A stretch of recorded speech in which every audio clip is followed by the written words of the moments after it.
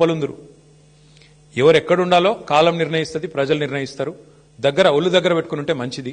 ఇవాళ నేను అధికారులకు కూడా చెప్తా ఉన్నా, ఈ ఫోన్ ట్యాపింగ్లు వీటి మీద జరుగుతున్న ధారావాహికంగా జరుగుతున్న డ్రామాలు, ఇందులో భాగస్వాములు అయిన అధికారులకు కూడా నేను చెప్తా ఉన్నా, ప్రతిరోజు ఒక్కరిదే ఉండదు. ఇంకో 2-2.5 ఏళ్లలో మళ్ళీ మా ప్రభుత్వం తప్పకుండా వస్తుంది. మీకు తెలుసది, ప్రజల మూడు మీకు తెలుసు. మొన్న గ్రామ పంచాయతీ ఎన్నికల్లో చూసినారు, మీకు తెలుసు. ఇవాళ ఎన్నికలు పెడితే రాష్ట్రంలో ఏం ఫలితం వస్తుందో కూడా అధికారులకు తెలుసు. నేను వారికి చెప్తా ఉన్నా, మేమెన్నడూ గత 10 ఏళ్లలో ఇట్లా అధికారాన్ని దుర్వినియోగం చేయలేదు, ఎక్కడా చేయలేదు.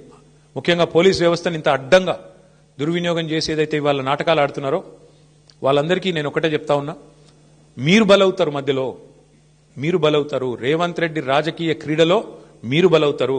మొన్నెట్లయితే కాంగ్రెస్ పార్టీ అంతర్గత కుమ్ములాటల్లో ఆధిపత్య పోరులో జర్నలిస్టులు బలైనారో, రేపు నేను చెప్తున్నా, మీరు భాగస్వాములు అయితే అధికారులు మీరు బలవుతారు.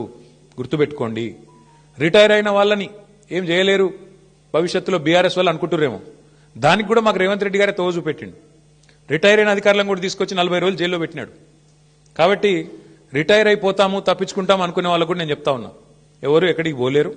ఇప్పుడు ఎవరెవరైతే రేవంత్ రెడ్డి గారు ఆడిచ్చినట్టు ఆడుతుండ్రో, అక్రమమని తెలిసి కేసులు పెడుతుండ్రో, అక్రమమని తెలిసి అడ్డదారులు దొక్కుతున్నారో, ఈ టైప్లో ఆయన ఆడిచ్చినట్టు ఆడితే మాత్రం మీకు కూడా తప్పకుండా భవిష్యత్తులో మరి చట్టపరంగా, న్యాయపరంగా మీకు కూడా ఇబ్బందులు ఉంటాయి.